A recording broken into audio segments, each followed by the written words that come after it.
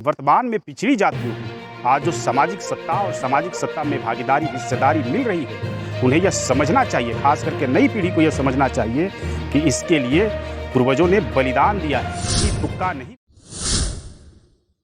दोस्तों नमस्ते।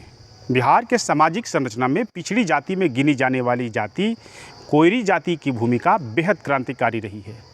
आज़ादी के बाद के इतिहास को पलटकर देखें तो सामंतवाद के खिलाफ लड़ाई में बिहार के दो बड़े नाम, जिन्हें उनके समर्थक शहीद का दर्जा देते हैं, तो उनके विरोधी उनका नाम नफरत के साथ लेते हैं।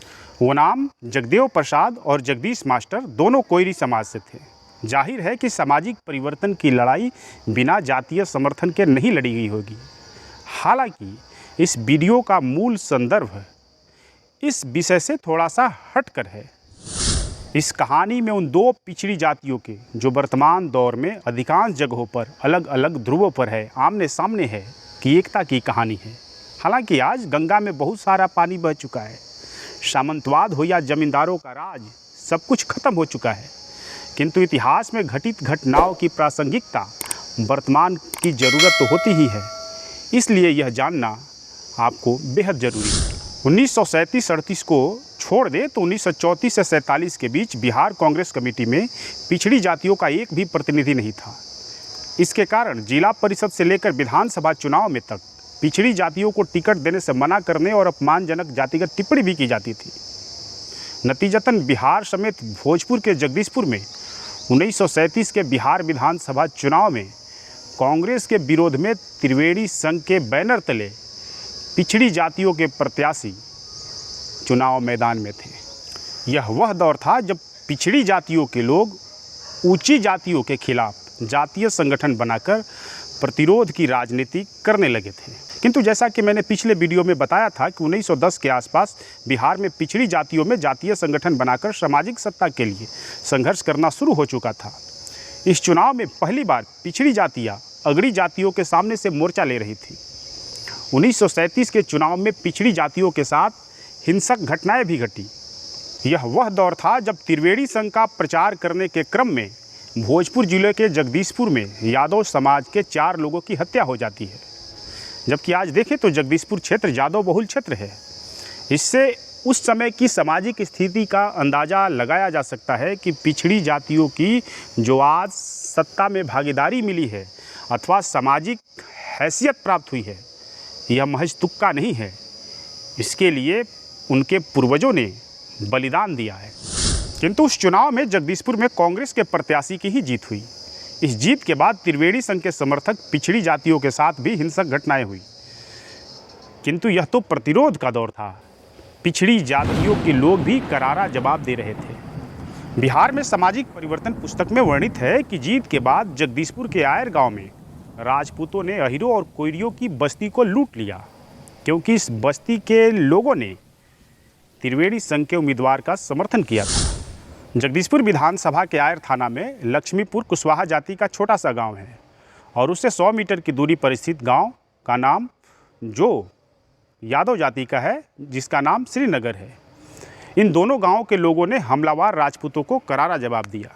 इस घटना में एक पक्ष से यादव और कोयरी दोनों एक साथ लड़ रहे थे, तो दूसरे तरफ से जमींदार राजपूत और उनके लठैत लड़ रहे थे, जिसमें एक हमलावर राजपूत जमींदार खोबाड़ी सिंह की मौत हो जाती है।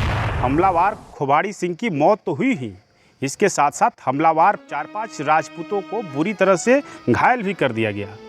हमले के बाद में हमलावर राजपूतों ने लक्ष्मीपुर और श्रीनगर गांव के लोगों पर झूठा मुकदमा भी लाद दिया। यह झूठा मुकदमा यूँ लादा कि आयर गांव के जमींदार राम बलम बैलगाड़ी पर अनाज लेकर आयर जा रहे थे, तो लक्ष्मीपुर और श्रीनगर के लोगों ने विरोध किया कि उनकी फसल खराब हो जाएगी, और इस विवाद में उनका साथ देने के लिए खोबाड़ी सिंह आए, तो उनको राम इकबाल अहिर, राम परिखन कोयरी, रामदास अहिर और सीताराम कोयरी ने लाठी से पीटकर हत्या कर दिया। जबकि वास्तविकता इस केस के मजमून से सीधे अलग था।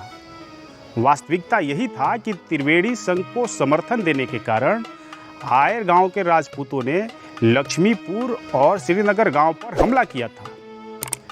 हालांकि स्थानीय लोग बताते हैं कि इससे पहले भी जो वहाँ का जमींदार खोबाड़ी सिंह था, वो उस गांव में आते रहता था और छोटे मोटी बदमाशियां करते रहता था, जो सामंती मिजाज के लोग पहले अमूमन किया करते थे। त्रिवेणी संघ के संघर्ष में इस घटना का जिक्र बेहद महत्वपूर्ण माना जाता है, क्योंकि इस केस में न्याय दिलाने के लिए त्रिवेणी संघ खुद आगे आया था। जमींदार खुबाड़ी सिंह की हत्याकांड में राम इकबाल अहिर, राम परीखन कोयरी, रामदास सहिर और सीताराम कोयरी अभियुक्त बनाए गए। आरा की अदालत ने राम इकबाल अहिर को फांसी की सजा दिया, बाकी लोगों को 3 से 5 वर्ष की सजा हुई। हालांकि आरा की अदालत के इस फैसले को आगे हाई कोर्ट में लड़ने के लिए त्रिवेणी संघ के लोग आगे आए, तो बाद में राम इकबाल अहिर की फांसी की सजा को आजीवन कारावास में बदल दिया गया। पटना हाई कोर्ट के न्यायाधीश ने अपने फैसले में कहा कि अभियुक्तों का कहना है कि घटना के बारे में उन्हें किसी तरह की जानकारी नहीं थी। उस समय वे वहां नहीं बल्कि कहीं और मौजूद थे। राम इकबाल अहिर को छोड़कर अन्य सभी अभियुक्तों ने कहा कि उन्हें गलत ढंग से फंसाया गया है, क्योंकि जनवरी में हुए चुनाव में उन लोगों ने त्रिवेणी संघ के उम्मीदवार तपसी राम कोयरी को वोट दिया था, जबकि आयर गांव के बाबू साहबों की इच्छा थी कि वे लोग कांग्रेस के उम्मीदवार हरिनंदन सिंह को वोट करें। अदालत ने अपने फैसले में कहा कि लक्ष्मीपुर के लोगों ने त्रिवेणी संघ के प्रत्याशी को वोट दिया था। इसके खिलाफ आयर के राजपूतों ने लक्ष्मीपुर गांव पर धावा बोला। खुबाड़ी, रामजी, भुवनेश्वर और अन्य 4 जो व्यक्ति घायल हुए, ये उस दौरान घायल हुए थे जब वे लक्ष्मीपुर गांव में कोयरी समाज के लोगों की झोपड़ी में आग लगाने आए थे। पुआल की टाल और खेतों में आग लगा दी थी और गांव को लूटा था। अदालत ने कहा कि इसकी पुष्टि इस बात से भी होती है कि 1934 के आसपास खुबाड़ी अपने कोयरी असामी से बीट बेगारी नहीं हासिल कर सका। इधर कोयरी जाति के लोग अपने आप को कुशवाहा राजपूत कहने लगे थे। 26 और 28 जनवरी को 1937 के चुनाव में वोट देने को लेकर राजपूतों द्वारा मारने पीटने की शिकायत के साथ थाना में सनहा भी दर्ज कराया गया था। कोयरी और यादवों के पक्ष से पटना हाई कोर्ट में इस मामले की पैरवी WS अकबरी, नकी इमाम, दासू सिंह और KP वर्मा ने किया था। ये दासू सिंह त्रिवेणी संघ के पहले प्रांतीय अध्यक्ष थे। कुल मिलाकर देखें तो यह वह दौर था जब यादव और कुशवाहा दोनों सामंतवाद के साझा शिकार थे, दोनों साझा संघर्ष के लिए बाधित थे। यह दोनों ही नहीं, बहुत सारी पिछड़ी जातियां साझा लड़ाई लड़ रही थी। लेकिन बिहार के सामाजिक न्याय के संघर्ष में इन दोनों जातियों की भूमिका बेहद अहम है। अर्थात वर्तमान में पिछड़ी जातियों को आज जो सामाजिक सत्ता और सामाजिक सत्ता में भागीदारी, हिस्सेदारी मिल रही है, उन्हें यह समझना चाहिए, खास करके नई पीढ़ी को यह समझना चाहिए कि इसके लिए पूर्वजों ने बलिदान दिया है। यह यूं ही तुक्का नहीं मिला है। ऐसे ही वीडियो को देखने के लिए हमें सब्सक्राइब करें, शेयर करें, लाइक करें। धन्यवाद।